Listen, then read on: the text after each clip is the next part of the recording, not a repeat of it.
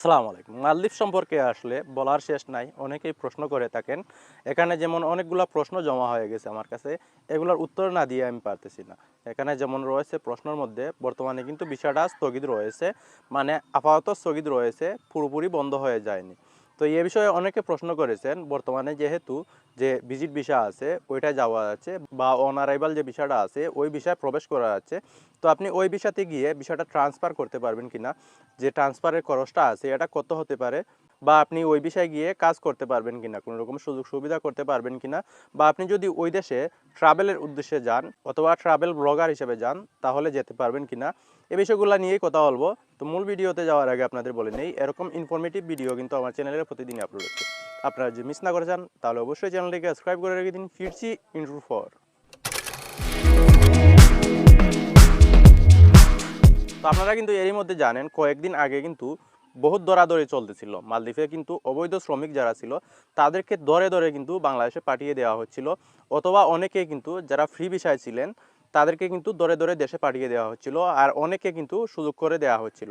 মানে আপনি যে জরিমানাটা আছে ওই নির্ধারিত পরিমাণ জরিমানা দিয়ে আপনি কিন্তু ওই দেশে বৈধ হওয়ার যে চান্সটা ওইটা ছিল।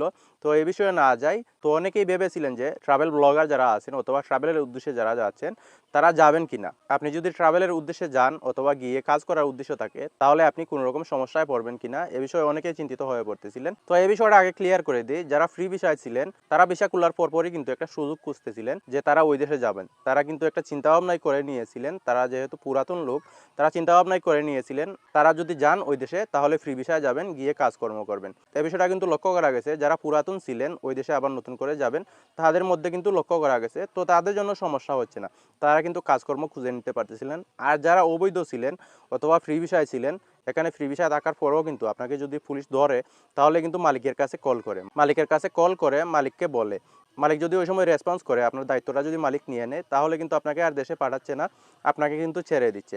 অথবা এখানে যদি মালিক আপনাকে রেসপন্স না করে তাহলে কিন্তু আপনাকে দেশে পাঠিয়ে দিতে পারে। আর যারা অবৈধ ছিলেন তাদেরকে কিন্তু সুযোগ দেওয়া হয়েছে, যারা নির্ধারিত পরিমাণ জরিমানাটা পে করে দিয়েছেন, জরিমানাটা কিন্তু এখানে অনেক বেশি, যারা পে করে দিয়েছেন তাদেরকে কিন্তু সুযোগ করে দেওয়া হয়েছে আপনি ওই দেশে আবার কাজ করতে পারবেন। যারা জরিমানা দেয়নি তাদেরকে কিন্তু বাংলাদেশে পাঠিয়ে দেওয়া হয়েছে। তো এবার যে বিষয়টা নিয়ে আলোচনা করব, মূলত যে বিষয়টা নিয়ে এই ভিডিওটা বানানো হয়েছে এই বিষয়টা হচ্ছে যে আপনি ওই দেশে গিয়ে ট্রাভেলের উদ্দেশ্যে গিয়ে অন অ্যারাইভাল যে বিষয়টা আছে ওইটা নিয়ে গিয়ে আপনি ওই দেশে প্রবেশ করে কাজ করতে পারবেন কিনা, এ বিষয়টা হচ্ছে সম্পূর্ণ না, আপনি কাজ করতে পারবেন না। কাজ করতে পারবেন আপনি যদি লুকিয়ে কাজ করেন তাহলে করতে পারবেন, যদি কোনো সময় ধরা খেয়ে যান তাহলে কিন্তু আপনাকে বাংলাদেশে আসতে হবে। আর আপনি যদি সত্যি ট্রাভেলের উদ্দেশ্যে যান তাহলে যেতে পারেন, বর্তমানে অফ সিজন চলতেছে। বর্তমানে যারা যাচ্ছে তারা কিন্তু কম টাকার মধ্যে ঘুরে আসতে পারতেছে, কারণটা হচ্ছে এখানে অফ সিজন বর্তমানে চলতেছে।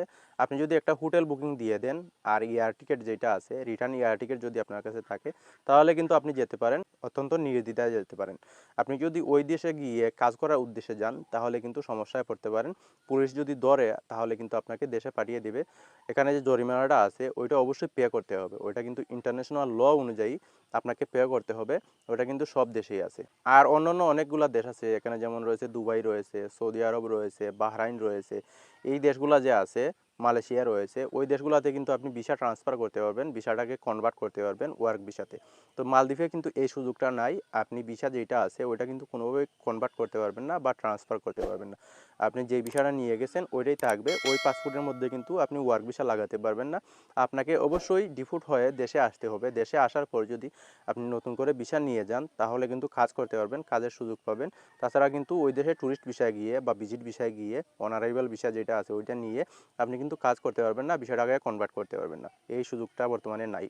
তো এই বিষয়ে যদি আরও কোনো কিছু জানার থাকে, ভিডিওতে উল্লেখ করা হয় নাই এমন কিছু জানার থাকে আপনার, তাহলে অবশ্যই কমেন্ট করে জানাতে পারেন অথবা আমাকে মেসেঞ্জারে মেসেজ করতে পারেন, আমি ওইটার আনসার দিয়ে দেবো, সঠিক আনসার দেওয়ার চেষ্টা করব। তো আজকের ভিডিওটি এ পর্যন্তই। আসসালামু আলাইকুম।